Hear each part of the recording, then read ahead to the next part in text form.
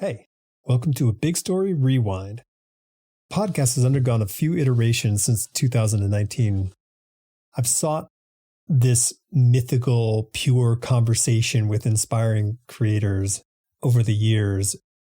And each season, I feel I get just that bit closer to having that give and take conversation that I forget I'm actually recording, and I fool myself that we're having a real talk between friends. Well, the show is different now. There's still so many amazing episodes in the archives that I want to share with you. So be prepared for 2 more hosts. There's a lot more talk focused on images appearing on the screen while we were recording, but that stuff really doesn't affect the heart of the story and our guests' unique tales. I hope you enjoy this Big Story Rewind. Thanks for listening.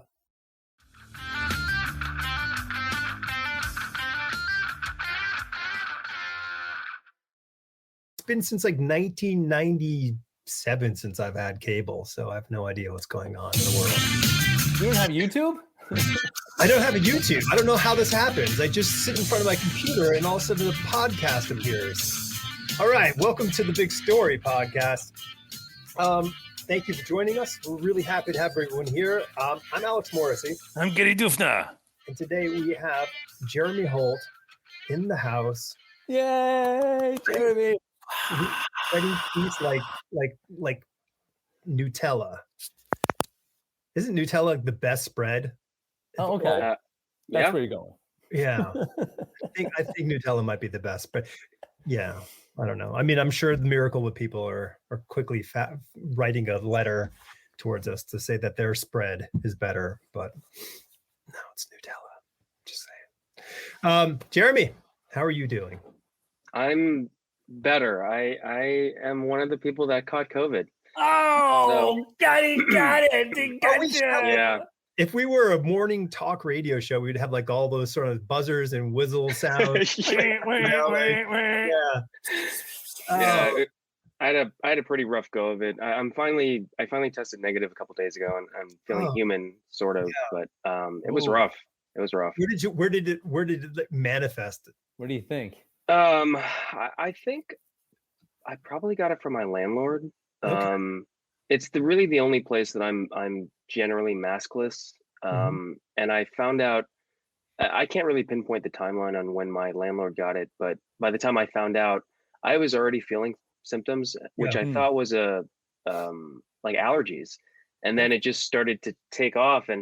And this past week in quarantine, I just was having these like fever daydreams or nightmares. Wow. Where it's like, you know, those movies where there's the hostile alien takeover, and then the world is just firing all their missiles at these ships and it does nothing. Yeah. That is basically what COVID feels like with all the medication I was taking. Nothing had any effect.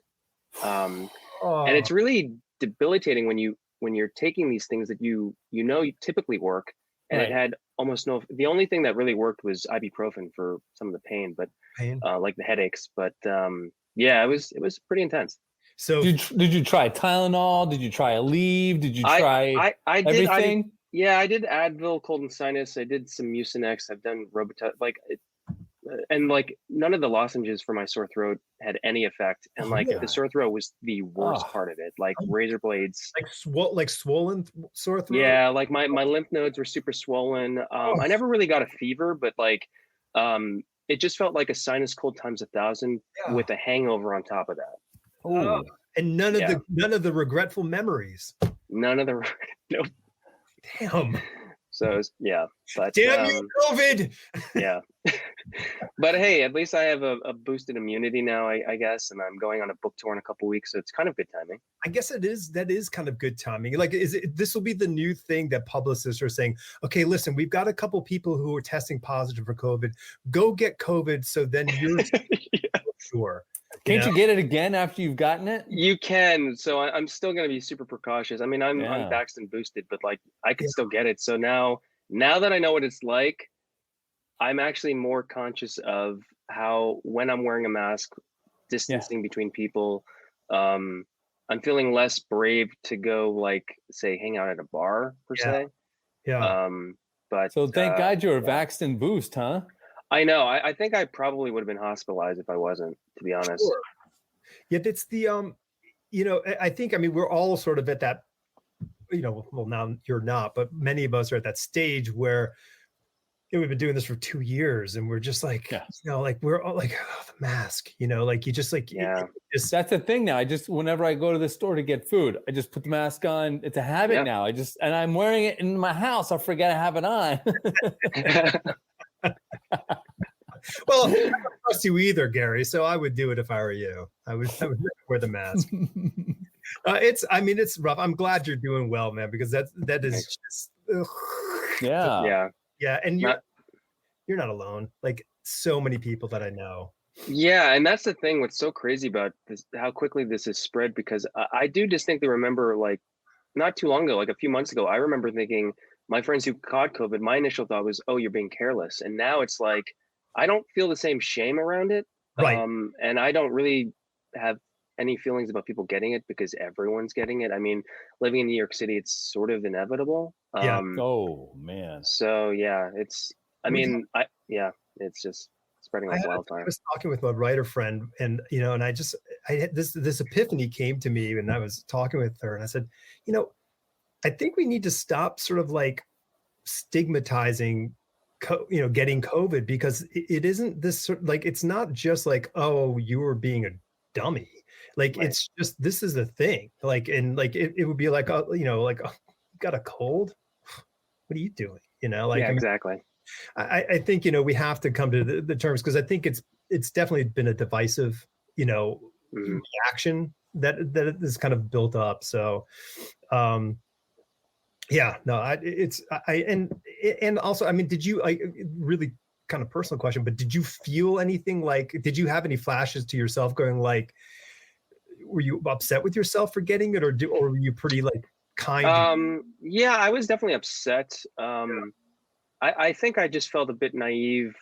I think it's just, the living with what we're all going through for the past 2 years. And, I, to be quite honest, have exposed myself quite a bit just living in New York and working in a school. And, every week I'm getting emails from my job saying, oh, you came in contact with someone who now tested positive. So I go get tested, and it's like, well, that's fine. And like, I hadn't caught it, and I was able to go to Montreal to visit family over the holiday, and I didn't get sick then. So I came back kind of thinking, maybe I'm not going to get it. And then like, I'm a superhero. Later, it's like, yeah, the moment I was like, maybe I'm immune. And it's like, no, you are not. You caught it. Yeah. Yeah. And it just shows how easy it is to catch it. If my suspicions are correct, and I did get it from my landlord, right, it's just a matter of sharing a hallway with somebody. Sure. Yeah. Do you get a discount on rent for the next month because of this? If I could maybe prove at least a week.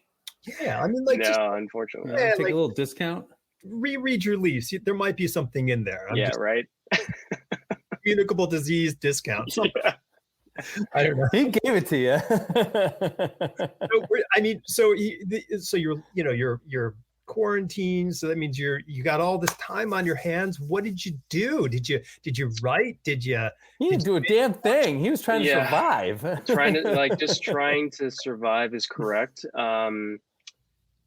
But like when I was starting to feel better, and when my quarantine lifted on Saturday, I was offered some work for hire, a work for hire gig. So that was kind of perfect timing, because it was something I could start thinking about. And I was given a bunch of these back issues I needed to read about the character I was asked to write for. And so that was actually pretty cool to read some old comics back like in the early 70s. Wow. And so kind of getting my head wrapped around this particular character that I need to hopefully write a 10-page story for has been kind of a nice way to kick off being extremely unproductive for the past, 2 weeks into the new year. Nice reward. It's a deadline, Yeah. There's they're the best. Like, deadlines are fantastic. Oh, I need them. Yeah, because like if you don't have them, man, it's just this drag. But if someone rings you up and says, hey, we want you to do this thing, and you say yes, like there's no more like Nintendo cart. That's a thing. Right. Nintendo cart. Yeah. So like, I mean, like, but that's a thing. Like, I mean, it's really, really helpful. So it's actually like the best like medicine was getting that call, that sort of that email. Oh, for sure. Yeah. And I work really great with deadlines. And this, I have some creator owned stuff I've been working on, but that's been, I am ahead of schedule writing wise on some of those projects. So there isn't this immediate need to kind of work on them. So usually if I'm left to my own devices, I can procrastinate. Yeah. So this is nice where it's like, it's a very fixed deadline, which is coming up. And there's obviously very strict parameters regarding continuity. So it's been kind of cool to kind of inundate myself with this one particular character. So so it's been good, and it feels good because it's like, oh, my creative brain still works. Like, because I kind of came up with an idea yesterday, and it's slowly evolving and it's getting better in my mind, and I'm just starting to write it down. So that feels pretty good. Do you I mean, because like I have like sort of buckets where I put ideas in. Like I have sort of like lines, I have characters, I have titles, I have sort of scenes. Like I just have these buckets that I put these different sort of things in for when I am sort of asked to do something or I have to do something. So I will often go in there and just kind of like rummage around. Even if I don't use it, it's sort of kind of get something moving. Do you have a sort of system, or do you just kind of take us walk? Yeah, I have stuff I've worked on. I mean, I have so many pitches that have never seen the light of day. So, usually if someone comes knocking and says, "What else do you have?" I usually have that stuff locked and loaded. As far as new material, like in the last year, I have two things that I've been working on. One, I just realized was more of a concept, and there's really no story to it. And I banged my head against that wall for like 3 or 4 months, and I was like, there's nothing here, unfortunately. But then I took an old idea and I took the components that I still like about it and removed everything that doesn't work anymore, and have completely revitalized it and reshaped it, and working on it with an artist, and that feels really good because it's actually a better idea now than it was when I conceived of it like 10 years ago. Okay. Well, you hope you're getting better, not worse. Let's go right there. But like with like using somebody else's property is a very different prospect of of creation. For people who are creating indie comics and haven't worked with a publisher on somebody else's IP, it's a very different approach because you're just not sort of like, hey, here's my idea for whatever, and then it's a very contextual process where you have to really, it's like you have to create an argument like a lawyer, okay, well, here's the scenario, these are the reasons why, and they go, yeah, but what if we've already figured that out, and like you have to kind of like play this whole thing. So like, and I guess reading those back issues is probably a really big part of that sort of creative evolution, because you see that little nugget, that was a throwaway or whatever for that issue. You're like, what if and then it's like, I've been invited into this house, and I can add to the house, but I can't completely change the house. So like, there are things I have to be mindful of, and like there are, load bearing walls, these parts of this character's, history that I can't change, and that is the foundation of that character. But knowing the whole vast history of this, house, I kind of can see where I can fit in my changes. And I do need to sort of make this argument with myself, like whatever I'm going to pitch, I need to be able to, cross all my T's and dot my I's where, I know I'm prepared for any questions regarding any continuity conflicts or, motivations. And it's like, well, I've got that all sort of figured out. Have you worked with this publisher or the editor before? I have, only once. So, which is good. I mean, like I developing a relationship with this editor, and, it's kind of dipping my toe in the pool of the big two, which is cool. Yeah. The first one was a 5-pager. This one I think is going to be twice as long, so 10 pages. So it's like a little bit more room to breathe Yep. narratively.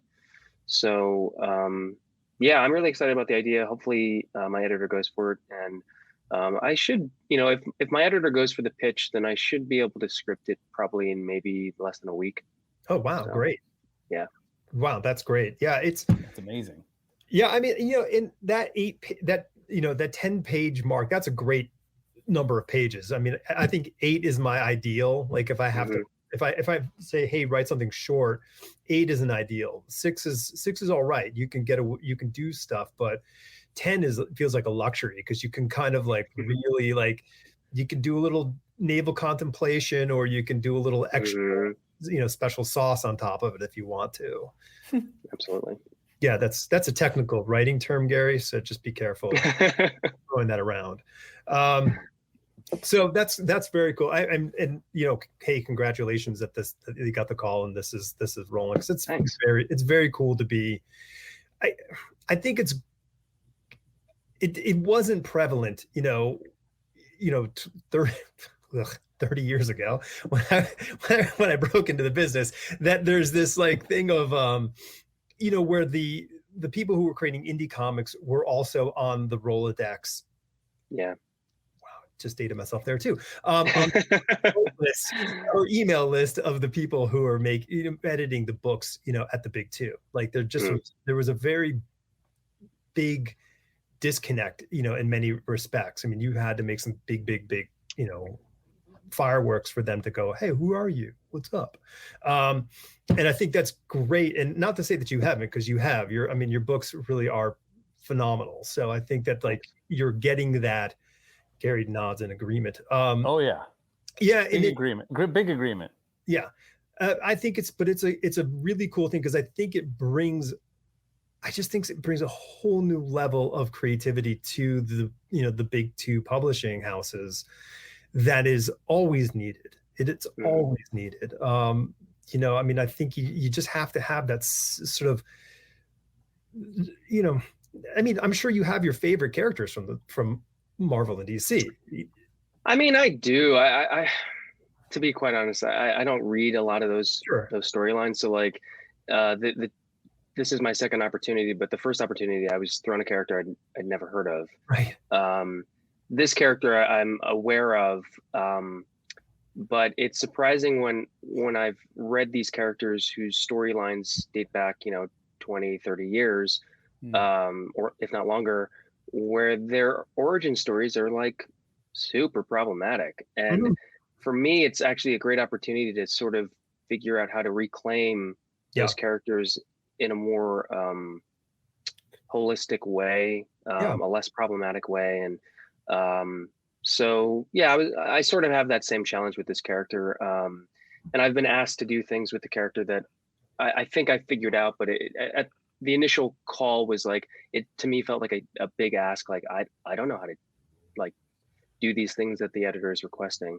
But I've managed to figure it out in a way that is satisfying to me as the storyteller and will be satisfying to my editor who wants to see these changes made for this character. So it's fun to try to juggle and puzzle piece those challenges, which is really what I love about writing stories. Yeah.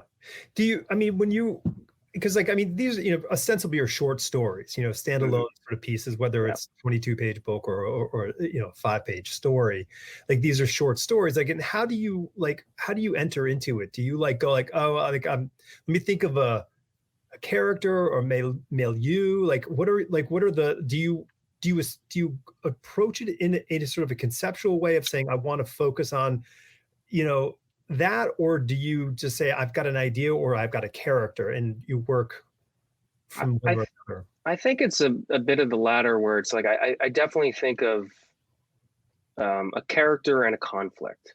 Okay. And usually it's pretty broad, and then I start to whittle down and refine that idea, and then I start asking myself, what are the themes, what are the things I want to explore. What's the overall message a reader might take away from the story? And then from there, if that picks up and what I like to say, if it grows legs and can move, then fleshing it out and developing a full synopsis is pretty easy. Yeah. Just connecting those narrative threads and those dots. But sometimes the concept never sprouts legs, and it just feels very stagnant, and I don't know what to do with it. Case in point, something I was developing last fall that I'm convinced right now there's nothing to it, and I'm just going to put it on that shelf, and maybe I'll figure it out later. But yeah, it usually starts with a character and a conflict. Yeah. I think that's relatively, I think that's common. I think often, another maybe secondary one would be a theme. Some people have an idea of a theme and say, okay, well, I really want to explore this theme through the story. I'm just trying to think like on things that I wrote, like for most part, it was sort of that conceit of, okay, I have a character idea and I have that. And I think, roughly it's that conflict. I'm always envious when people are like, oh yeah, no, I had the ending of the book and then I sat down and wrote. I'm like, oh, you son of a, because it's like, I do come up with the ending sometimes, but it's not always. And there are writers who always have the ending figured out. And I'm like, come on. I don't typically have the ending figured out. And like, now that I'm thinking about it, when it comes to work for hire, I actually do the opposite of what I just described for Creator Own, where, I don't really need to think about the character because the character is so well established. I start to think about the themes and like, what are the themes I want to explore with this character? How do I convey those themes that will, translate to the reader and hopefully resonate with the reader? So, yeah, that's kind of interesting. Yeah. Well, I guess maybe, I think you kind of hit the nail on the head in the sense that it's already a formed object. You're not recreating the wheel in that respect. So I think that might be that would seem like a logical kind of approach, that you're kind of telling some sort of like, I want to tell a tale, so you grab the favorite action figure and you go, okay, now we're gonna tell this story and go through it. Totally. I always find that like I get to these points, like if I'm discovery writing, then I kind of pause. I'm like, oh boy, because you can kind of just be a bloated writer if you're not reined in some fashion, whether it's for comics, here's your page count, or a deadline, one of the other things. But then you have to sit down and then you kind of do that bullet point outlining. Okay, well, we're here. What would happen next? And you just start creating your conflict resolution kind of system until you get to that sort of ending that you've vaguely seen in the distance and hoping winds part the clouds. I think for Made in Korea specifically, it was one of those stories where I had a very specific ending early on when I was developing the story back in like 2017.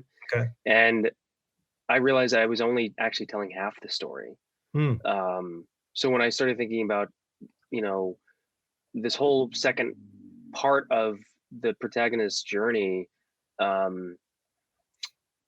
a new ending kind of formed, and it really actually started to shape itself while I was writing it. I didn't really have it in mind. It's sort of, this idea came to me of how I was going to end it in the middle of, I think, writing the second to last issue. And it's like, oh wait, I see where this is going, because the character sort of was speaking for herself by that point when I was writing it. And I was like, well, this is the natural conclusion for this character. Yeah. No, totally. And that's, and I think that's so true, because I think when writers sort of craft the character initially, they're not exactly real at that point. There's a lot of, they're interesting, there's something interesting about that person that you've come up with, and to one degree or another, or a thing, I guess. I mean, you could write about a box if you wanted to. But then there's this point when they really do speak for themselves and step forward and make choices, and they're making choices, and the other characters that you're writing with are making their own choices. And then that conflict that we need, as writers, comes into play, because everybody wants something a little bit different, even though we may want the same kind of outcome, we're all kind of fighting for the way that we do it. And that's really interesting. You were so sort of close at the end when the new ending kind of appeared. Was this a yay or a yay? Oh man, got to go back and it was more of a yay. Like I had a rough idea of where I wanted it to end, but how to get the character to that ending was the challenge. And this, figuring that out was that missing puzzle piece. Like, oh, I see the whole picture now. Yeah. Which was a relief, because when I was writing the second last issue, I was like, well, I've got one more issue to wrap this up, or I don't know what I'm doing and I'll need 3 more issues. Like, so. Yeah. It's a great book, man. It's so cool. We interviewed George recently. Oh, awesome. Yeah.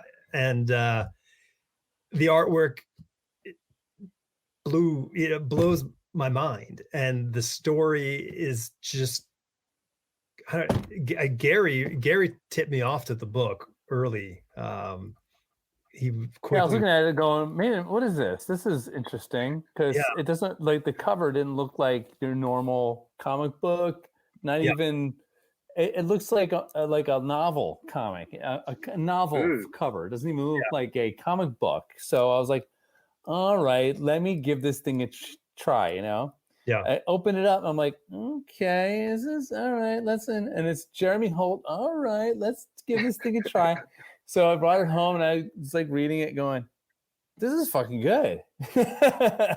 Thanks. Yeah. I mean, and I have to give George credit for the design work, because they're a graphic designer by trade. So I liked that we were thinking about the covers in a broader picture. Like we wanted like a consistency to it. And that's really my jam aesthetically. So, yeah, looking at it now, actually, and you describing it as like a novel cover, I totally see it now. Yes. That's pretty cool. I firmly agree that has that sort of same sensibility. And I mean, you just shared the trade paperback cover, right? Yes. Yeah. I got to get that. Gorgeous. It's great. And once again, I mean, that has a very strong novel quality to it. So I think some of the people that like that movie They Live are going to be into it, of course that's on the cover, Yeah, I mean, I've gotten that plenty, people asking me if that was the case, and I said that really kind of, to be honest, I described, I mean, the first issue cover was a concept that George and I debated for a very long time, and we'd come up with different ideas. And that whole cover went through its own evolution. So the final product was not really anything I specifically described as far as that They Live vibe motif. Yeah, sure. And I'm not even sure to this day if George has seen They Live. I don't know if that's seeped into their subconscious or they just are a huge fan of that film. I don't know. Legit. But but it is striking for sure. Yeah. It's got that propaganda feel. Yes. Well, ding, ding, ding. Yeah. Obey. Yeah, no, it's right. Shepard Fairey shit going on. Yeah. You know? Well, so what? To those people that are into fine art, not comic books, look up Shepard Fairey. All right, yes, people? Come on. Yeah, amazing graffiti artist. Amazing. Oh, absolutely, yeah, for sure. What was that movie? Something Exit Through the Gift Shop. Yeah, that was about Banksy. Yeah, and Banksy and Shepard. Banksy's apprentice or something like that. It wasn't actually about Banksy. Which about. Look, that story in its own right is just. Have you all heard about the most recent thing with Banksy, the girl with the balloon that went up for auction? No. So it sold at auction, and he put the original art in a custom-made frame that had a paper shredder in it. Mm-hmm. Right. As soon as it sold, I was sold. like amazing. Oh, shredded. And the real, I mean, like the beautiful thing was that the shredder broke. Halfway through, so it just is like half the piece, which I don't think was intentional. I bet you that he did that. He had like some a hard part in the back of the paper, so it wouldn't go through. Okay, because I just think that that's smart. Because to me, I think it's so much more beautiful. Yeah, and honestly, I think that I think they were trying to resell it as is damaged, which with modern art, that you could say that was its intention, and that's what it was meant to be. Contemporary art. That is its intention, I think. It was a mistake, so it's intentional. Yeah. Like, hey, you know what? I hear that the art store is selling these great new frames with shredders built in. Like, I mean, that's like that's not a random thing. You can put whatever you want, and if you get sick of it, just press the button. Just load a new piece in there. No, I mean, that was such a moment. Yeah, you wonder about the people who were in the space at the time when that went down. Oh, I know. There must have been this fear flooding through the room. Half of them were like us, and the other half were like, "That's cool." Because I think that the initial reaction is you feel like you're watching money get shredded. Yes, that's what it is. Oh, for sure. Yeah, I mean, it is. That's the message. Is the value. It's it would be like here's your not $1 million idea, Jeremy. It's like getting a comic book printed on ink that is like fades quickly. Oh yeah. But it's like a limited edition comic, like that you write with Frank Miller drawing it, and it gets sealed up in a black bag, and then people buy it, and then you open it, and it'll only be visible for that one read. I heard about this liquor company that paid, I forget who the director is that worked on it, but they shot a short film starring John Malkovich, and it's been locked away, sealed, and it will not be viewed for 100 years. Oh, and it was like a full production. I think it's maybe like a 20 or 30 minute film, I think, but everybody that's part of it will be dead by the time it's viewed. But it's like, that's kind of incredible. So wait, but maybe like I'm this is my years in the design industry coming out. Did they create a specific batch? Let's say it's a whiskey. Yeah. That gets put away and locked off with it, so that when this is released, there's this 100-year-old casks of whiskey. Oh yeah, that'd be awesome. Because that would be like this really amazing thing, because the value of it would be off. And the only people who get to watch the movie are the people who can afford to buy the bottles of this stuff. Yeah. Like, imagine that. That's incredible. I mean, yeah. Sort of, liquor company do this ourselves.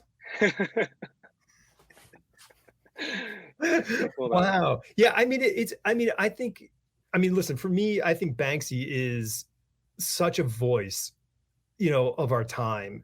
Just like, I'm nearly note perfect with all these projects out there that there's this beauty and horror and commentary that happen in these pieces that you go, yeah, you're right. And I'm absolutely, fascinated by the work. So that's good stuff.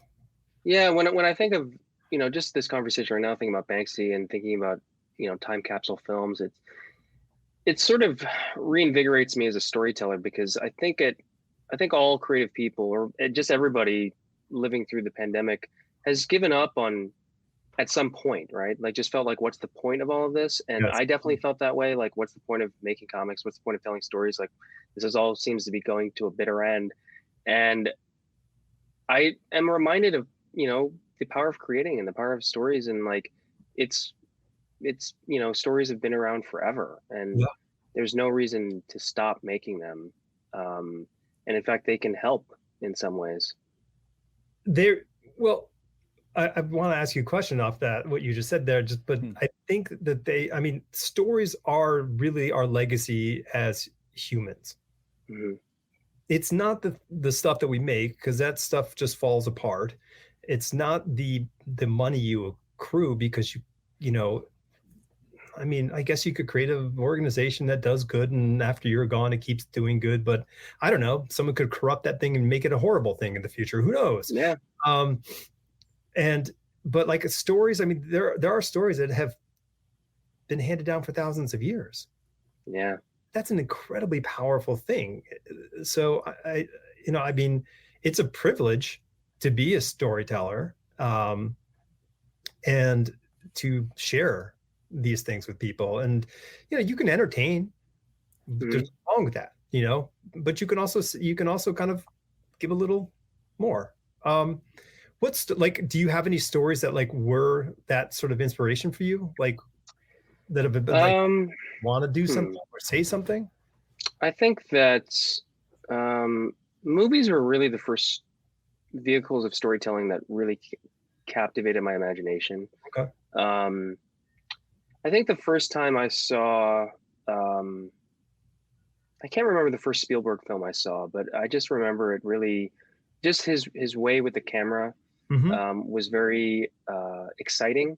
Yeah. And honestly, when I saw Sam Mendes's American Beauty, that film I think about a lot. The film score, Thomas Newman's film score, I use a lot of his music when I'm writing. And then, you know, just American Beauty really tapped into this kind of American angst that I found really interesting. Yeah. And I've sort of thought about it a lot since then, and definitely incorporated some of that into Made in Korea. Having this, you know, 9-year-old proxy AI child living in suburbia, and you know what can happen when you just want to try to fit in. Right.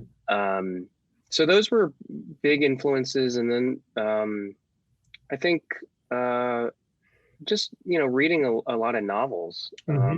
Michael Chabon has been a huge influence. I think that when I read his Pulitzer Prize winning novel, The Amazing Adventures of Cavalier and Clay, that was kind of amazing to me, the power of historical fiction. Yeah. And he wrote Cavalier and Clay so well that within the history of comics, that I want to believe that these cousins lived and existed and created the Escapist. And that is so powerful that, you know, you craft these beautiful characters so perfectly that it's almost hard to imagine them not being real. Yeah. And that's really kind of what I'm always striving for, is like, I want to create a character that there's so much plausibility that you want to believe that they're real. And honestly, one of the best compliments I ever received for my work is when I was writing after Houdini, and I wrote about Houdini's son Joseph, who's complete fiction, and people, you know, who liked the book said, I didn't know Houdini had a son. And I said, he doesn't. So has a spiritual son. That's awesome. But yeah, I mean, wow. Yeah. I mean, Michael Chabon is really like, I mean, Tolkien aside, because I'm a total nerd. Okay. But like Chabon is like, that's it, man. Yiddish Policeman's Union, like that, the conceit of that book, which is phenomenal. You know, Moonglow, like I just, everything he does. I mean, his writing is so beautiful. Yeah, I agree. And like, so, you know, other than him, I think that Murakami has really captured my attention in the last couple of years.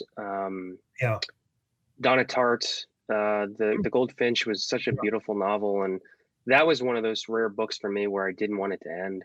And I was actually even really impressed with the film adaptation. I thought it did a very good job of honoring the source material. I was going to ask you what you thought about it. That's cool. Yeah. Yeah, that's a challenge in its own right, really kind of, and that's not a small book. It's not like this kind of quick read through. So like there's a lot there to parse and kind of turn into. That's really interesting. Yeah, I mean, I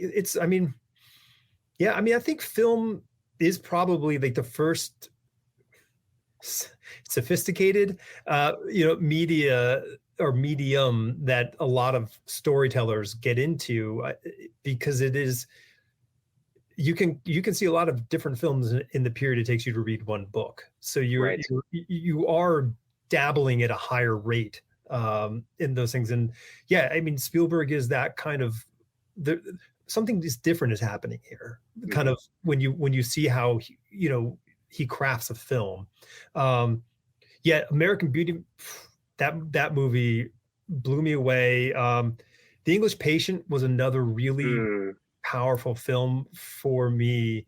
And I wasn't young. I mean, I was probably 30-ish, around that point when I don't know. I don't remember when it came out, but that is one of my absolute, probably before 30, but that was a go-to film for me. Oh, that's awesome. Yeah. I mean, when I went to film school, one of the books that I loved the most was In the Blink of an Eye by Walter Murch, and he edited The English Patient, and he edited The Conversation. Like these really, important films. Such a good movie. Yeah, and it's like, to me, what I love about movies, I've been able to basically take with me into my comic book work, and I didn't really think about it in those terms until the first comic I ever got published was Southern Dog through Action Lab, and a friend of mine who I went to film school with, who still actually works in the industry, he told me that he thought that I had gotten the furthest than anybody we knew in the film program, and I was like, "What are you talking about? I'm not even working in film." And he said, Right. "No,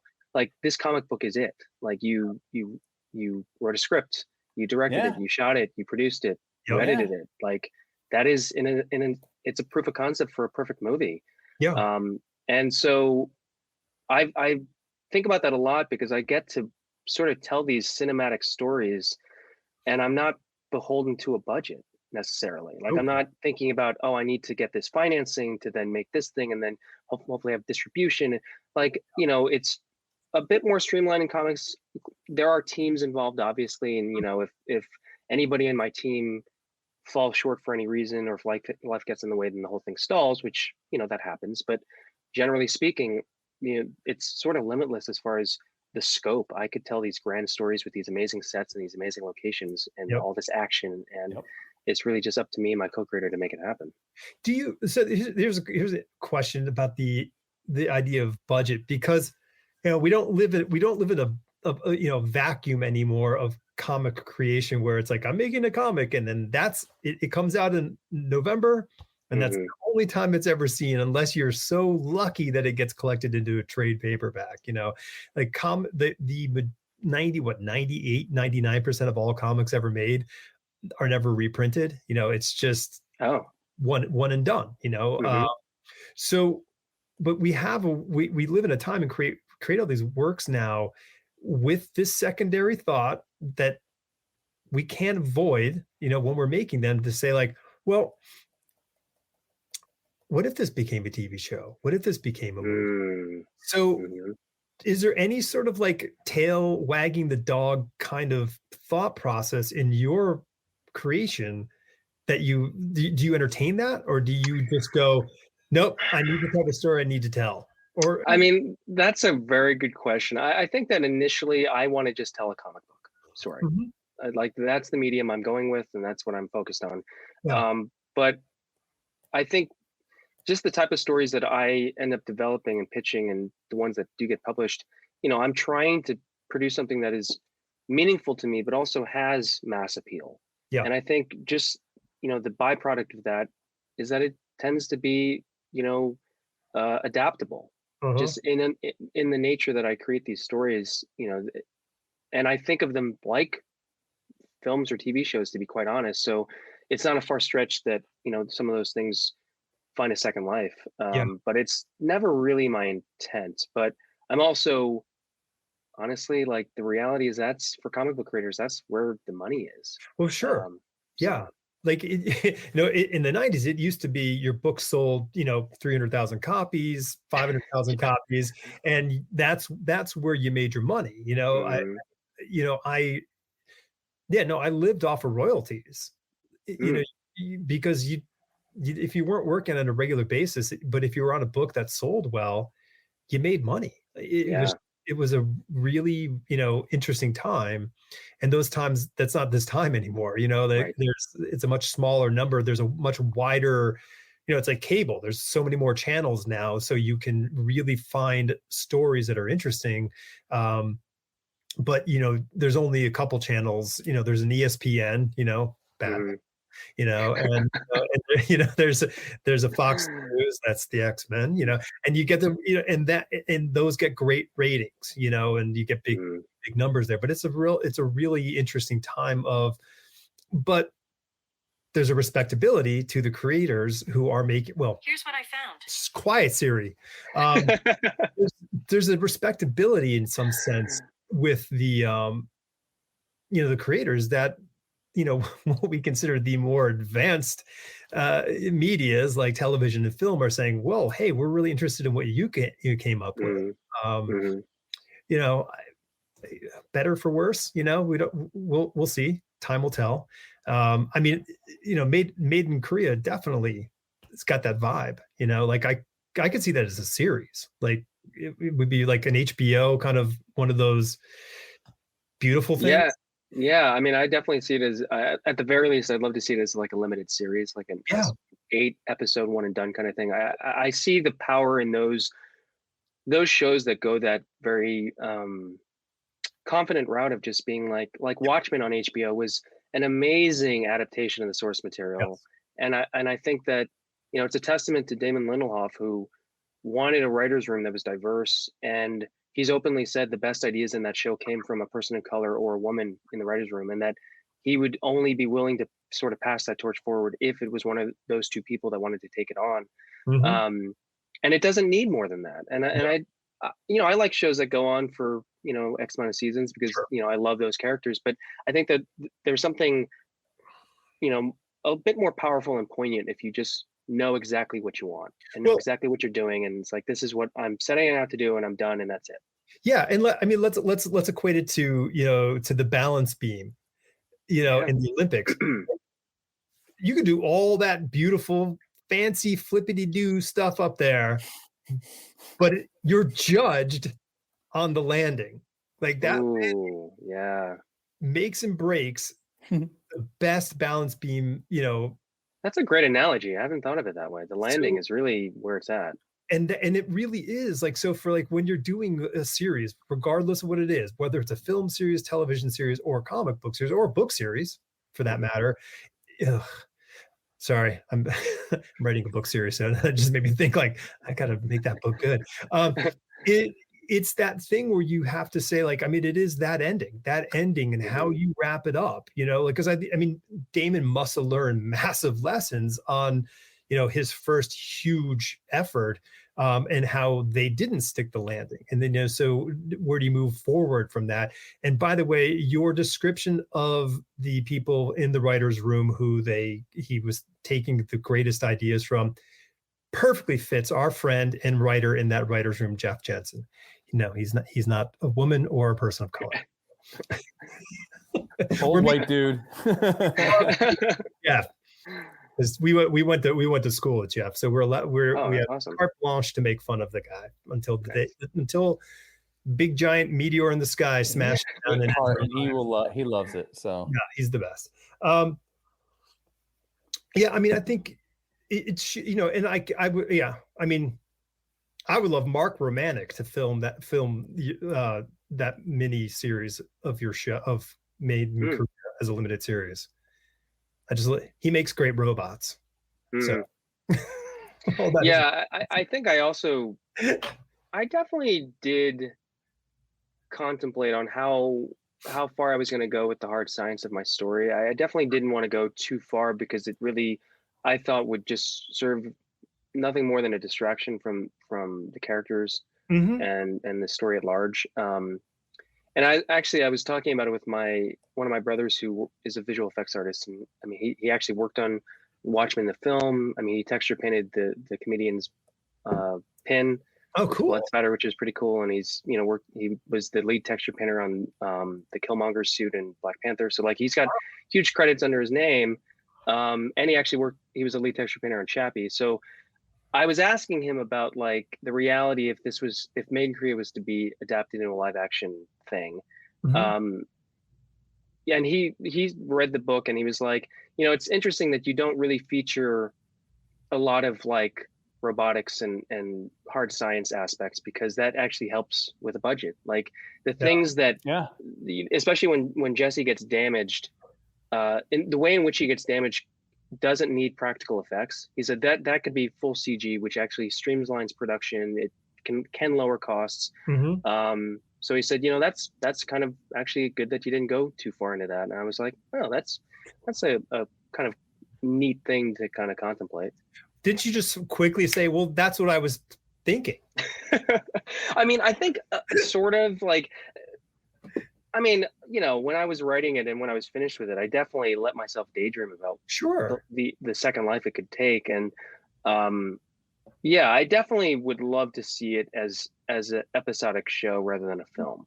I think it could work for both, but I definitely think it would be more interesting because there's just so many things I didn't get to explore in the original storyline that could get explored in the show. I mean, the first issue alone, there's so many things that I introduced that I never really explored, like really other families and their proxies. Yeah. Within the vicinity of Bill and Sue Lynn when they adopt Jesse, how are the other families responding to the fact that their proxy gets to go to school? Sure. And it's like in Texas, I know, having grown up there for a few years, I could totally see other families kind of getting, envious and then kind of causing some sort of conflict at the school. Like, I think my proxy should go to school. And like, that could take on a whole season of a TV show. And so like, it's interesting. I think that's that's one of the beauties of science fiction, is that science fiction repositions and reconfabulates, our reality, whatever it is, and just puts it into a different environment, whether this is just sort of near future, in your sense, or far-flung future. It doesn't matter. We have this ability to say, what is it about being a human? And you get to explore these facets of humanity. And so that, that whole side thing right there that you just described, that would be a fantastic, venture. We always look at I'm blanking on sort of examples of it, but there are examples that somebody comes back to a story, but they're telling you from a different point of view of something, and you're getting to experience a whole new sort of vision of what you already loved, but from a different POV. I have a good example of this because I just watched it. Was Ghostbusters Afterlife. There you go. Perfect. Like it was such a fun movie because it hits on all the notes that I love about the originals. Mm-hmm. But it tells just a new story of basically a new generation of ghost busting, essentially. Yeah. And I think that it can be hard to tackle those things, like to honor the fans. Yeah. Which I think is also really interesting about fandom. I think that it can really change that second life to a property, because it's not yours anymore. It's really shared by a whole lot of people. Yes. And that's that is, I mean, like, I think listen, I'll be eternally 11, whatever, how old I was when Star Wars came out. Mm-hmm. There's like, that's my connection to Star Wars. It's this little kid who just wants to be flying around in the Millennium Falcon and that kind of stuff. So like I watch the stuff that the Disney Channel makes, and it's great. I'm like, oh my gosh, so cool. And Favreau's like invented the whole new way of making films, and it's unbelievable, and I love it. But it's also like, it's not for me. Like, they're not making it for me. They're doing a huge fan servicey kind of thing, but it is focused for that 11-year-olds still. Like keep making that 11-year-old wow stuff. And people like me are going to come back to it regardless, because we're hoping to see the Millennium Falcon or something, in the back. Like what JJ did in the first reboot of the Star Wars, or whatever, when they go running by the Millennium Falcon, they don't focus on it, so it's kind of cool, rather than sort of they went to the Millennium Falcon and So you don't feel as connected to, say, something like The Mandalorian? Does it just not feel like your Star Wars?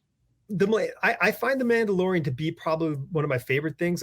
I'm not feeling it with the Book of Boba Fett as much as I want, as I made a really dumb graphic the other day. What did I call it? Dances with Banthas. That's so funny. So, because you saw the one where he's caressing it. Yeah. Well, the whole thing is Dances with Wolves, that were pretty much mixed with sort of like what would have been like the fourth movie in the Yojimbo cycle, like where he finally becomes like the gang leader. That would have been like, had Kurosawa done the fourth film with Mifune, and like he becomes the bad guy at the end. That would have been really cool. But yeah, I mean, I definitely feel like connected with The Mandalorian. I didn't feel as connected to Rogue Squadron in a sense, because I have a very strong sort of storytelling issues with the idea of like in my humble opinion, Darth Vader is the greatest cinematic villain. Like he just changed the way cinema presented villains, and he's the villain. And his entry in the first Star Wars movie is this moment. But then they finish off Rogue One with that scene. Well, what's interesting though about Rogue One is that ending to Rogue One, to be honest, for me, like, I was obviously too young to see the original trilogy in the theater, but you would be the best looking human being in the world if that was the case. But I remember watching those films, but I don't remember being truly terrified of Vader until I saw Rogue One and saw what he was like. There was just a more aggressiveness to the way they filmed that last sequence of him. Agreed. And I was like, whoa, like, I now get it. I now get why he is so scary. And it was just interesting that it didn't really come through in the original films for me. But I mean, I guess I'm missing that context too. Like, to see a villain like that and then to realize his connection to the protagonist was also probably, very new to an audience. I mean, unfortunately, like, the 3 prequel films, below the ultimate, that epic line from, Empire Strikes Back of, I am your father, like spoilers, but having 3 movies with Anakin Skywalker becoming Darth Vader kind of kills that really emotional line, which means you can't watch any of these movies in a cinematic chronological order. You have to watch them, in order that they were released versus episode 1, 2, 3, 4, because as a viewer you need to still have, like, it'd be better to have those surprises happen to you. Like, be an 8-year-old kid now and going, you're like, you're probably, we know that, we saw that 3 movies ago, it would be like boring, so it's true. So not sure why we're talking about all this. So, like, what movies, like, for you, like, when you were, because you said you went to film school, so clearly films were the thing for you. So what were the films when you were young that locked you in? I think I mean, I wasn't watching films growing up in any, like, the way I was viewing them as an adult, but like, the ones that stick in my brain are definitely, I mean, I was watching some R-rated movies when I wasn't supposed to, so like the RoboCop films really stick in my brain. Total Recall, I guess, Verhoeven stuff. It was very Did you write your names down every so often? Jeremy Verhoeven. Princess Bride was introduced to me from my older sister, which was a big influence. It wasn't until like high school that I started watching films and kind of deconstructing them. And the one that I really loved, and I really couldn't explain why I loved it so much, because nobody I knew wanted to watch it with me, was Dr. Strangelove. Oh, interesting. And I'm not even going to say I'm a huge Kubrick fan, to be honest, but something about that movie, and I think I was just so drawn to Peter Sellers as an actor. Yeah. And, I first saw him in the Pink Panther films, which are still some of the funniest films I've ever seen. Have you watched the old movies with Sellers? Like, there are these, the sort of black, like, he was in the original Lady Killers. I haven't. I need to go back and watch some of those. I did watch his last film that he made before he passed, which was Almost There, which was Almost There. Yeah. To me, it was almost like the prototype to Forrest Gump. At least that's what I just found it a really interesting movie. And a friend of mine said it was her all-time favorite movie. And I was like, I've never heard of this movie. Like, what? Yeah. But I think his performance is really what captivated me with Dr. Strangelove. But and then I just sort of, like, my favorite filmmakers, I would say, are Darren Aronofsky. Nice. Like, when I saw Requiem for a Dream, oof, that scarred me. That scarred me. And then Sofia Coppola, I love all of her films. Yeah. And honestly, Alex Garland, now that he's making more movies and TV shows, like really is one of my favorite, and Spike Jonze for sure. Man, Spike is not making enough films in my opinion, because of just, I mean, Three Kings, that's it. No, not him. He starred in Three Kings. I'm sorry. Well, like her and like why am I blanking on all these movies? No, I mean, like, well, John Malkovich is, of course, the Tour de Force one, but and I just watched his Kenzie ad over like the other week. Like I will go on YouTube, like Spike Lee hunts or Spike Jonze hunts. I'm like, I gotta find whatever he did, because his ability to mix sort of like digital effects and with practical stuff is really unparalleled. It's beautiful. I like to think the Beastie Boys are responsible for all of it. But yeah, totally. I mean, just the fact that I'm pretty sure he got to start making music videos, and it's like really. It's cool to see that progression of his career and his artistic voice. But yeah, those are the filmmakers that really kind of stand out to me. And yeah, I'm blanking on one other one, but who's I can't remember her name. Who did Lady Bird? Oh, I love her. Oh my God, Greta Gerwig. Yeah.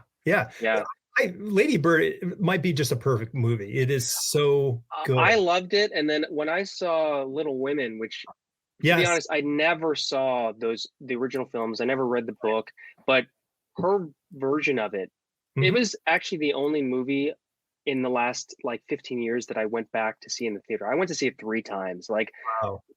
Yeah, something about Jo March and like her wanting to write a novel was so. To me, she captures that drive that writers have to just, no one's saying you're going to do this. No one's saying you're going to succeed. And yet you still, you're compelled to do it anyway. That's just really inspiring. That's the thing. Nobody asks you to sit down and spend ungodly hours, writing and rewriting the stuff. No one's asking you to do that. And Saoirse Ronan, I think, is just, just so good. So good. And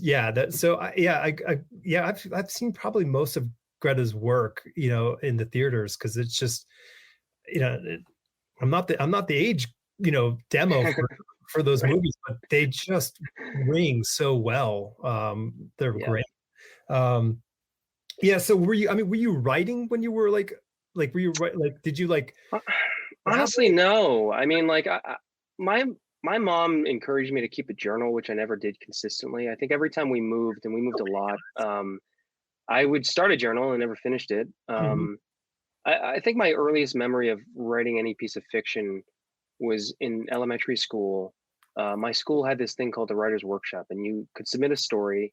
And if you got selected, you got to leave class early to go work on your story. You had to illustrate it as well. And then it would get published, basically laminated. Right. And I got a story in which my mom still has this book, which is like my first published work ever. And so like that was my first kind of introduction to writing fiction, but then I just never did it. And even in film school, there was no real screenwriting track at the time. So I went into the sound design, more of an editing capacity, and falling into comics was a huge accident. And I really thought I was going to be working in tech as a career. Right. I still work in tech as a day job, but like I really thought that was my career. And after several years, like 6-7 years of it, I just realized I need to be creative. And I just happened to start reading comics again through my oldest brother. This is like back in 2008, and just seeing what comic books are today, and they're not what I remembered. And my brush with them as a kid was just basically a handful of X-Men comics from the 90s. Right. So like I didn't really get exposed to just some really in-depth storytelling that's now kind of commonplace with comics. Well, so what was it like when you were sort of re-exposed to it? Like, what were the things that sort of said you were like, whoa, this is so different? Did anything stand out? Oh yeah, the Dark Knight Returns. It was the first graphic novel I read ever. Right. And I read it, and I said to my brother, I was like, this is where comic books are. And he's like, that's like 20 years old. I was Right. like, what? And so I was living in New York at the time. I moved away for many years and came back, but I went to, Forbidden Planet in Union Square, and I just started reading comics, and that's how I got into Vertigo. And that's when I started to understand what a creator-owned comic was, because there was nothing on the shelves with Marvel and DC that interested me. Like, I didn't even feel compelled to read X-Men. I was just like, I need new. I want new. I Right. want, new characters, new stories. And so it was reading those like Transmet and Preacher and DMZ and Scalped. And then when I read Why the Last Man, that was the series that I was like, I need to try to write one of my own. Oh, that's awesome. Yeah. And so it's kind of amazing now, because the trade paperback in Made in Korea, I was able to get a quote from Brian K. Vaughan, which has been printed on the That's cover. So it's like awesome. kind of That's full circle. phenomenal. That's so kind of full circle. I love the series on Netflix, or what is it? Hulu? Oh I'm yeah, not sure. Hulu. It It's was so Hulu. good. So good. I feel like it tried to go in too many directions that were not part of the comic too Yeah. early on in the show, because it really picks up speed near the end, and it's the ending that I was like, this is what I've been waiting for in this show. It hit all the marks that I loved about the comic, and now it's been canceled, and it's like, okay. Yeah, I was like, "What? Cancel? This is good. I'm into it. I want it. Yeah. I want more." It's almost like The Walking Dead. Mm-hmm. It's got that feel to it, and I'm like, "Oh, I want more." I think that must be a tough thing when you're creating, because I think that the idea of doing a limited series Mm-hmm. is a pretty new concept for a television production company. While before these are shows of perpetuity. Like, let's just keep these things going forever until people stop watching. Versus, how do we get to that landing? And I think that's where and that show probably would have benefited had they started maybe a year or two later, when the idea of this limited sort of run, hey, we're doing 4 seasons and that's it. I think that if it was also going through something other than FX, I mean, I think if it had gone through like one of the streaming services, and they just, were throwing a ton of money and said, okay, make your episodes. Because Sure. I think they had to make a pilot, and it had to go and get pitched around and stuff. And it's like Right. that model is going away, which I'm glad, because I just don't see how we can depend on TV executives to make these decisions for the viewers to be like, oh, like as if they know what we want to watch.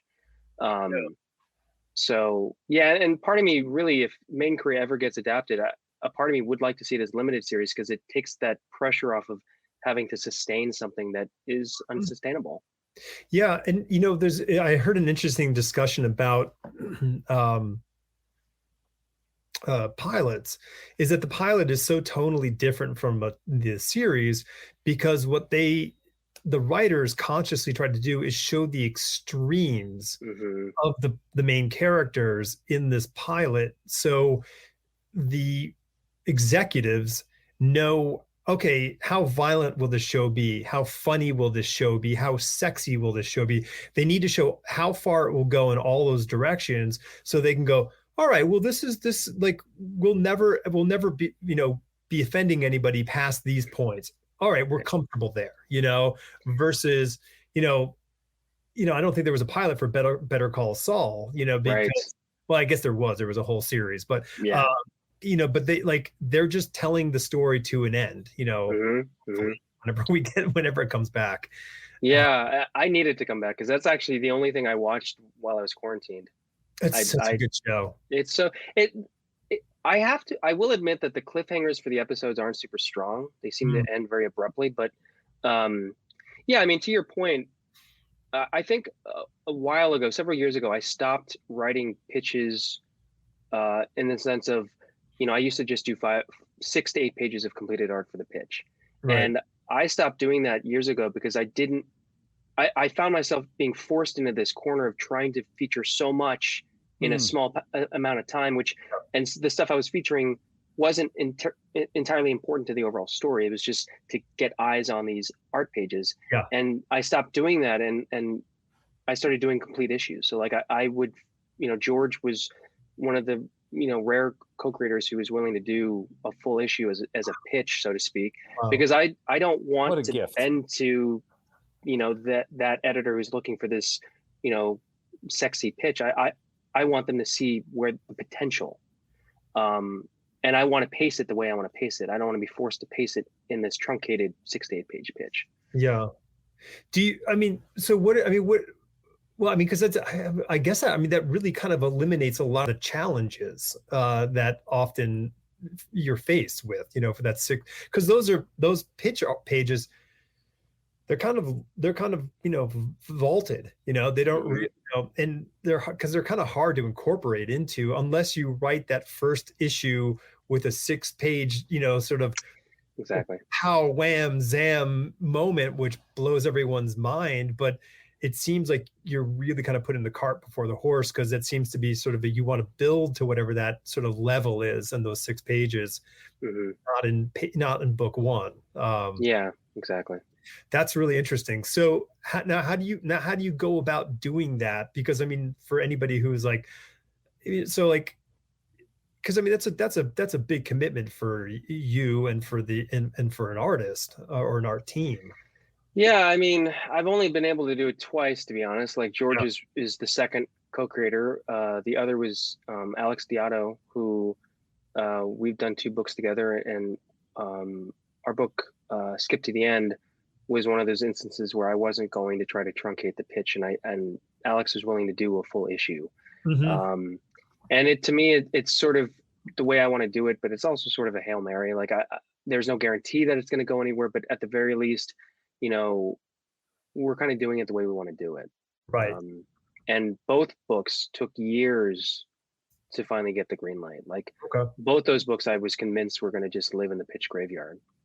Oh, okay. Yeah. Did you find, like, did you find a champion at a point? Like, how did that turn? Yeah, definitely in both instances. There was somebody on the inside of these publishers that really wanted to see it happen. Mm-hmm. So like I give a lot of credit to my friend Tim Daniel, who's also, we co-wrote a graphic novel together, but Tim is handling a lot of the production aspects at Vault Comics, but he's also a very talented writer and designer.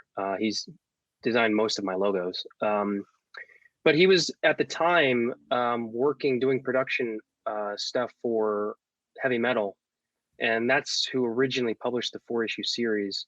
And then it moved over to Inside Comics, and the editor there, Mark Irwin, was a huge fan of it and really pushed it through.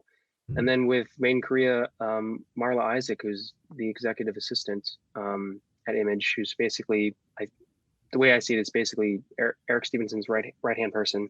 Yeah.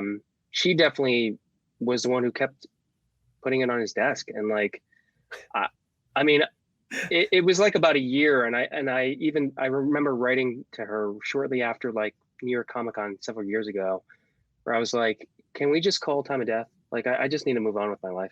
Right. And it had been a year. And like, based on Image's submissions, they said, if you don't hear back in 30 days, consider it rejected. Right. But I've had enough experiences with Eric Stevenson personally where I knew I had some leeway, so I didn't necessarily have to adhere to that 30-day deadline. But yeah, I don't know what she did or what she said, but she was the one who wrote me and said, yeah, we're going to do this. That's amazing.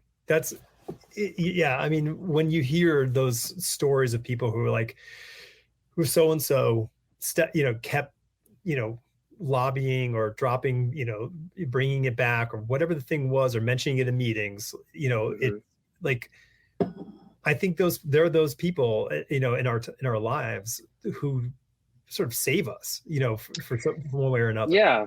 And something that Marla said when I was on a panel with her during San Diego Comic-Con at home last summer, she said something that I had never really considered. What's that? So when people submit to Image, she sees a lot of the pitches. And she said in this panel, she said, I have a folder that I move pitches of creators that I think are getting there. And so when you get rejected, don't think that we forget who you are. So, I mean, it's important to consider that for a couple of reasons. One, keep producing good work, keep, improving your craft, but also keep being a good person. Like, don't get, you know, vindictive or angry or defensive when you get a rejection. Yeah. Damn And you. so, right. And that's what I've told people who, other creators who've approached me at conventions, like, you know, asking for advice. It's like, you know, you just have to stay humble and you got to keep working at it. And everything you create should be better than the last thing.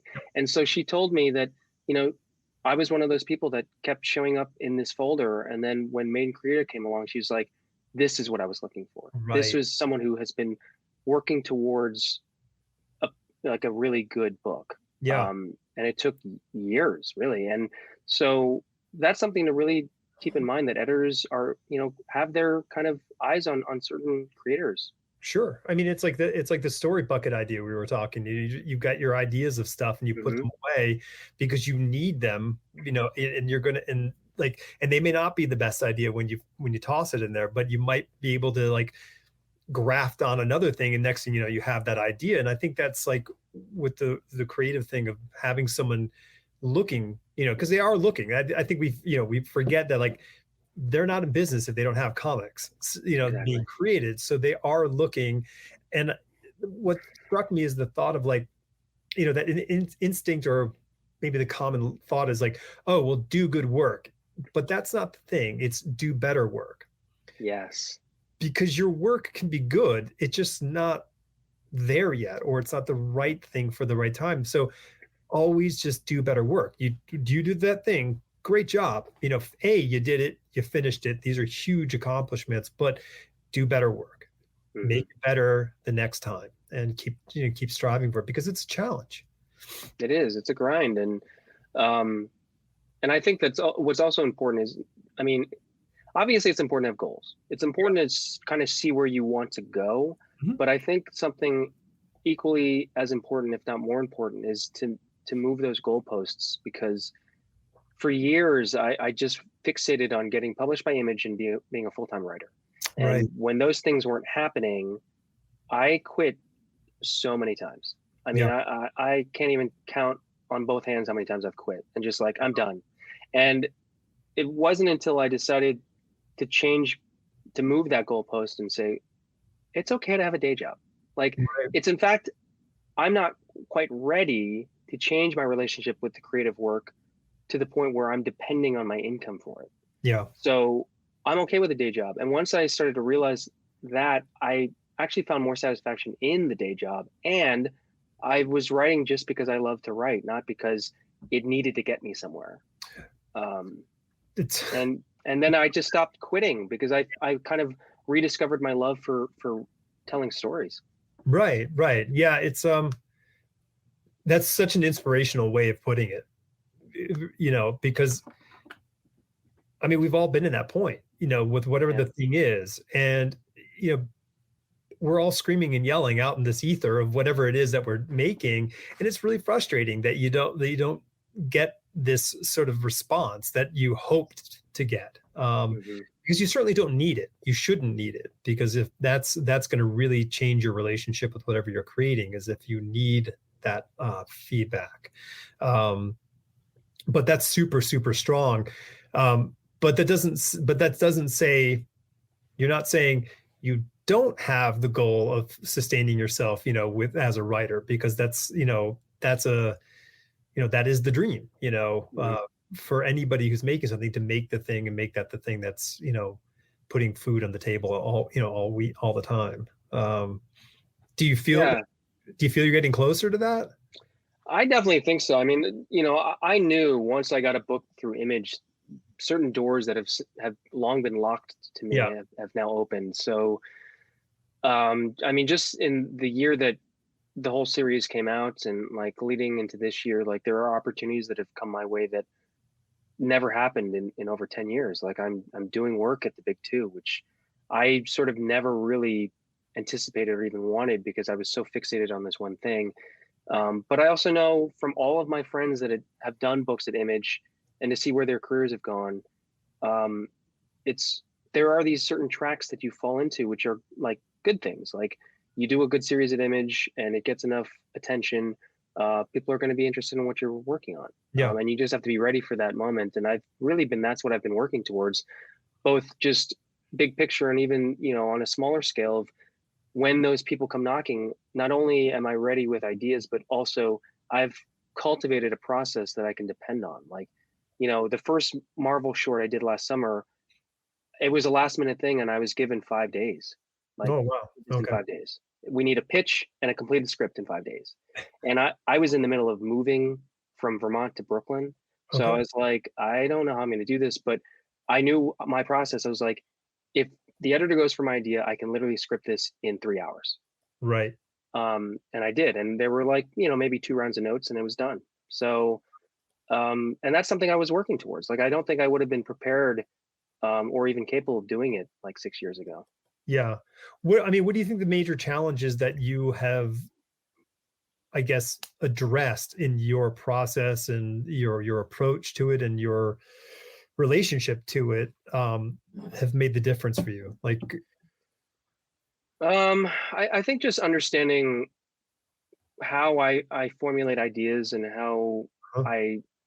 the process at which I craft them.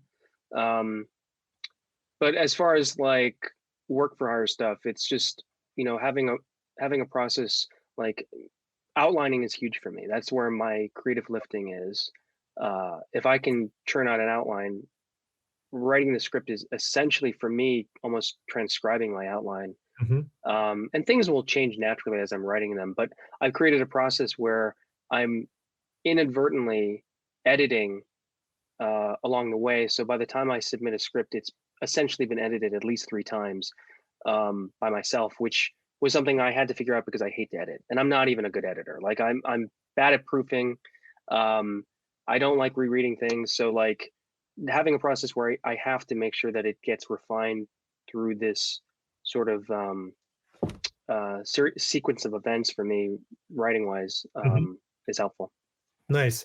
What is your methodology approach to that? I mean, one of them for me is I use Pro Writing Aid to drag my stuff through it to make sure that I'm not too far off reservation in the terms of grammar or passive voice or any of these things that'll I mess up. don't use any of that.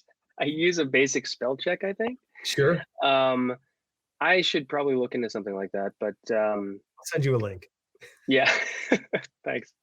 Um, but for me, it's really the big part is just crafting a compelling story that gets the whoever's reading it turning pages. Right. And you were saying that your process sort of has you editing it.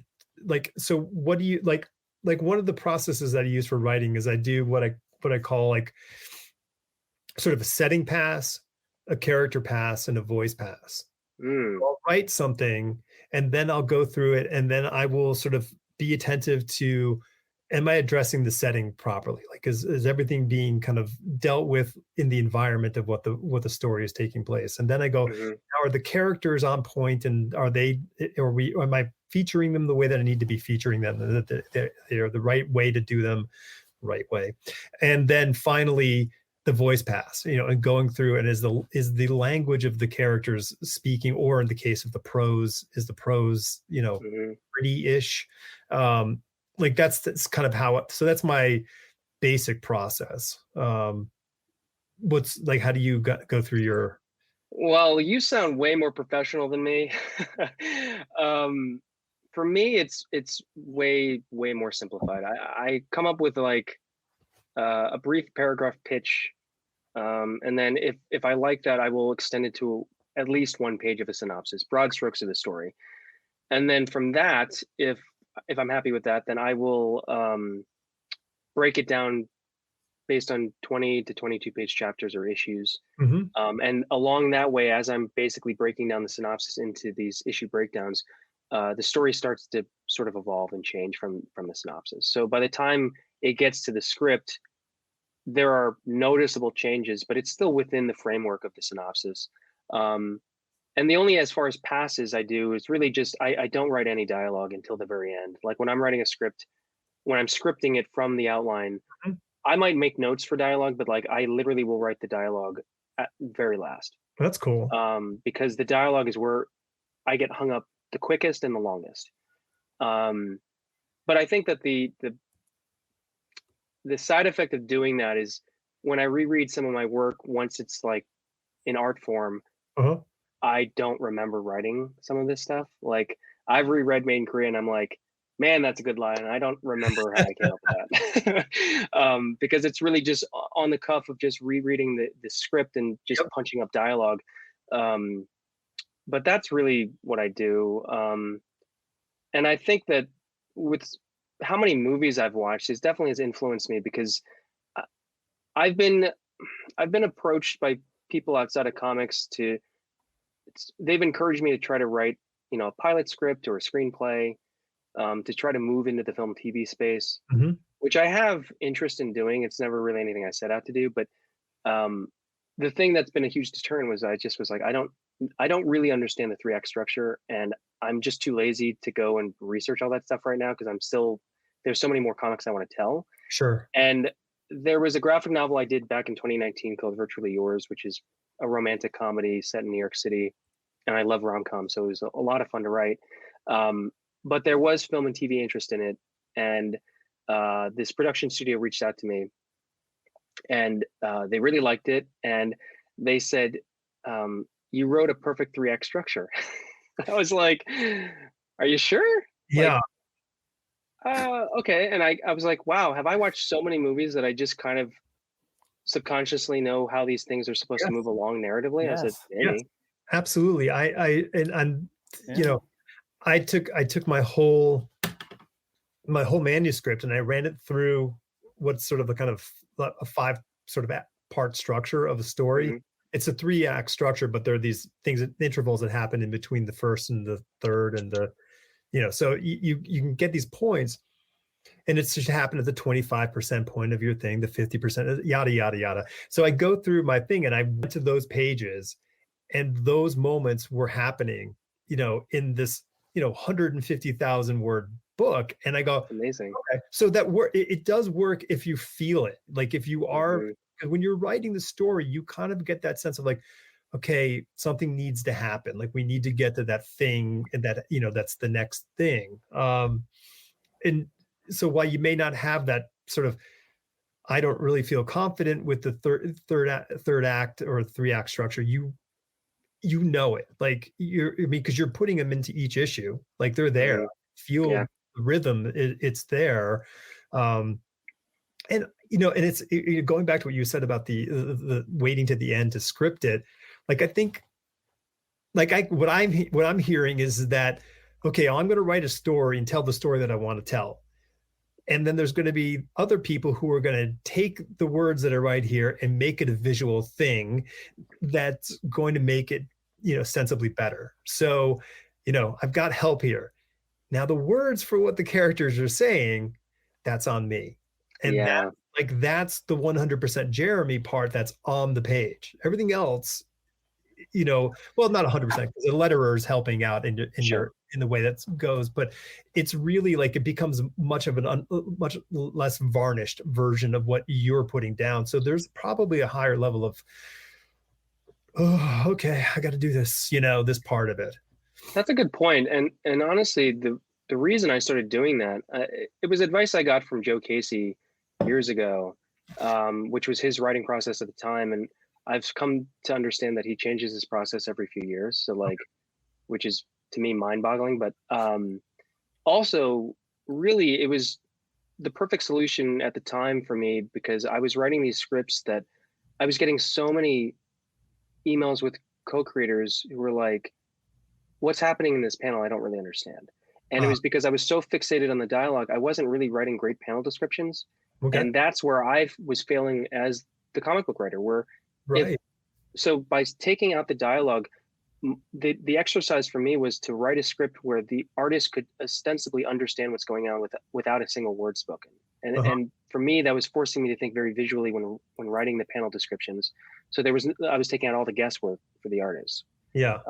And it was just, saving the dialogue. But you're right. Like, I think there was a lot pressure for me to write these interesting lines of dialogue. And I think actually the first film that I saw that really captivated me regarding dialogue was Kevin Smith's Clerks and Tarantino's Reservoir Dogs. Sure. Like those films were so dialogue heavy, and there was such a style to it that was palpable. And it's like, I think I've been kind of chasing that ever since. No, I totally agree. I would add another person into that mix would be Aaron Sorkin. Oh yeah. You know, these writers, and well, fuck, Mamet too. Why don't we add David Mamet into that collection there? But like, they're these writers who write with such cadence and rhythm and power in their language, and it's like, and I mean, really, that scale goes from like Smith all the way up to Mamet. You know, like, I mean, like, like there's this sort of range of, you know, super machismo, you know, like with the Mamet world, and then like this sort of like light, you know, introspective kind of writing of, you know, Smith, and, you know, and then what's in between. But it's like I want to watch that Being the Ricardos movie, because Sorkin wrote it and directed it, and, you know, and it's got a great cast. I'm like, I got to see this thing. Yeah, Sorkin is a good example, because to me, there is a sort of melody to his dialogue, and when I'm writing dialogue, it has to hit my ear a certain way. Yeah. The way a conversation starts and the way the conversation ends, especially when you might have some dialogue bleeding over into another panel as a voiceover. Yeah. Like, to me, the dialogue has to almost play out like a song to me. Mm-hmm. No, I mean, it's super important. And I think that's kind of like the, you know, the dream, you know, like as you're writing, is like, I think ultimately, like, we, you know, we want to write a great setting, and we want to have a great, you know, plot, and we want to have great themes and all this stuff. But, you know, part of it is like, we are really judged on like the characters and how they speak, because that's the language of the story. That's the, you know, that's sort of that auditory, you know, part of it all. And I think we have to, and that's the part I'm always like, oh, this has gotta suck. I'm sure it sucks. It sucks. It's gotta suck. It sucks. You know, that's, you live, you know, that's where you live in there. But but I mean, I'm totally like riveted by great, beautiful dialogue, whether it's on, you know, on the printed page or on screen of some sort. There's just this beauty to it, because, you know, I mean, it goes back to Shakespeare. I mean, it really does. You know, you know, when you watch a live perform, not live, but I mean, but you know, not reading Shakespeare, but watching Shakespeare, it, when performed by real masters, it's transparent. It just goes right through you. So yeah, I feel like I had that experience watching Wes Anderson's latest film, The French Dispatch. It is easily his most ambitious film. There's something about it that reminds me of his first film, Bottle Rocket. Yeah. In some weird ways, but like the words, the script that he wrote, there are some scenes where I paused it and I was just like, it's like when you read this really great passage in a novel and you just stop and you go, oh, I got to reread that. Yeah. And I haven't had that experience recently with watching a movie. And I honestly, I don't know a lot of people that like The French Dispatch. I really enjoyed it. But it's definitely worth a watch just from a writing standpoint, for sure. Yeah. And I mean, I think the triumvirate of, you know, was it not? Is it more than a triumvirate? It's a quadrumvirate. I don't know what the hell the word would be, but like between, you know, Wes, Roman Coppola, Owen Wilson, and Schwartzman. There you go. Those four. They because you can hear their voices, you know, on that screen. You can hear each one of those characters. You know, when I'm listening to those characters, I'm like, man, that sounds like Schwartzman talking. Oh, that sounds like Owen Wilson. Like, you can really hear them come through in those scripts.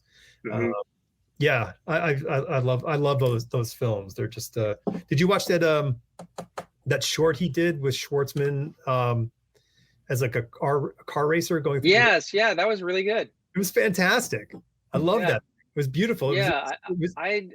His films, like, to me, like he and I'd say like Guillermo del Toro, they really create these worlds that are just so enchanting and you just want to get lost in. And I had this really great fortune of going to Milan many, many summers ago. And I went to this Bar Luce that he had designed, and to just spend Toro or sorry, Wes Anderson. Okay. So okay. like it's like stepping into Wes Anderson's brain, and he designed a cafe that was a cafe by day and a bar by night, where he's like, you work all day and then you enjoy a cocktail in the evening. Okay. And I spent like 3 days there just outlining a novel I was working on, and it was just like, it was just magical, and it was cool to be in this tangible space, and his fingerprints were all over it, like just the way it was designed, laid out, everything, every small detail was his. And it's just like, it's amazing that filmmakers or storytellers or creatives can eventually get to that point where they're creating something that's entirely their own, and it's their signature, and it's no one else's. Well, I think, you mentioned Chabon early, in our talk. And I think what's interesting is that, to me, he is a speculative fiction writer, Mm-hmm. because he's creating a world, but it's a world just slightly off to one side. So he has space to make something different in the world, like, Mm-hmm. so rather than there being Israel, there's a Sitka island in Alaska. That's the Holy Land. So like, he does these little shifts. And I think, like what you were saying about Wes Anderson, and Guillermo del Toro, is that both of those people do the exact same thing, where there's a speculative fictional world that they're creating, which it's not Jacques Cousteau, it's Steve Zissou. Yeah. And so you live in this different world, and you get to the French director who did like Amelie and Micmacs. Oh yeah. Same Mm-hmm. kind of thing. You're in this, like, you're just in the shifted world of these creators, where you're like, oh, I want to live here. I want to be in this, and I think that's, I think that's like, I don't know, for me, that's kind of like that gold brass ring, kind of thing for when you're creating a product, whether it's a comic or a book or whatever the thing is, that like, can the reader feel like I'm in a world and I want to be in this world? And on that note, I mean, I was really happy to sort of push myself just from a production standpoint of bringing on 6 different artists to tell 6 different proxy stories in the back of each issue,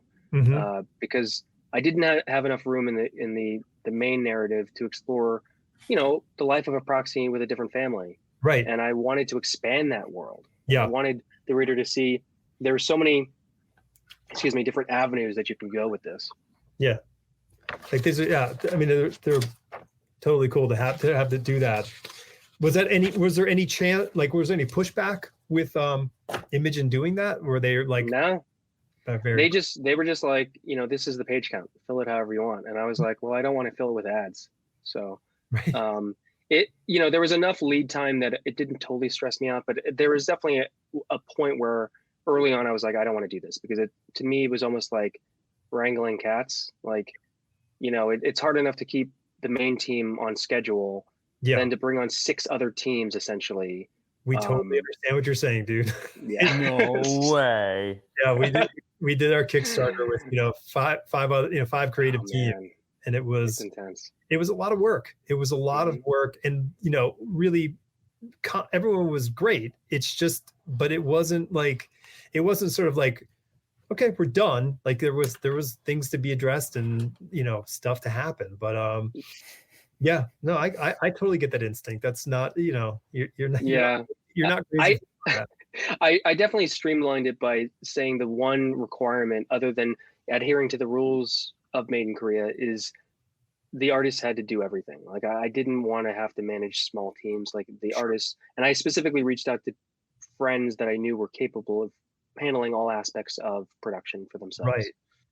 And that's, I mean, and that's something that's, I mean, I'm still blown away by Cliff Chiang doing everything for Catwoman. Oh yeah. Like, I don't think people understand how much of a tour de force and such a flex that is, to do that. And in it, and it works. It's not being like, it's like, oh man, like maybe you should have gotten a letter. It's not one of those kind of things. Yeah. Like, really, really wonderful. And getting people to do a lot of heavy lifting is not everybody can do that. Mm-hmm.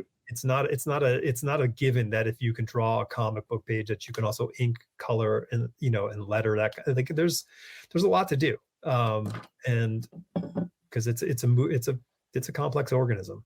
It definitely is, and that's great that he can do that. And a part of me is envious because he's one of those creators that's breathing this rarefied air of when people say, do you draw it? He can say yes. Do you write it?